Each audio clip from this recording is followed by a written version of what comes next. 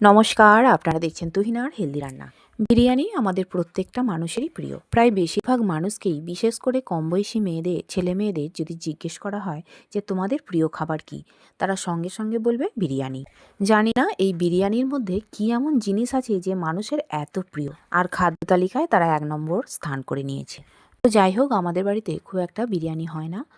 তো অনেক দিন থেকেই মেয়ে বায়না করছে, মা বাড়িতে একদিন বিরিয়ানি করো। মেয়ের বিরিয়ানি খেতে ইচ্ছা করলে ওই কিনেই আনা হতো। তো যাই হোক, অবশেষে গতকাল আমরা বিরিয়ানি করেছিলাম। বিরিয়ানি হবে শুনেই তো মেয়ে একদম আনন্দে লাফাচ্ছে। একটু বেশি করেই করেছিলাম যাতে দুবেলা খাওয়া হয়। তারপরে বাড়ির সবাইকেই একটু দিয়েছিলাম। আমি সেই বিরিয়ানিরই একটা সুন্দর করে থালি সাজিয়ে নিয়ে এলাম। সবার আগে একটুখানি নুন দিয়ে দিলাম, যদিও নুন লাগে না, তো যাই হোক একটু দিতেই হয়। তো তারপরে আমি দিয়ে দিলাম বিরিয়ানি আর স্যালাড। কেমন লাগলো আমার এই বিরিয়ানির থালি অবশ্যই জানাবেন। সবাই ভালো থাকবেন, সাবধানে থাকবেন। ধন্যবাদ।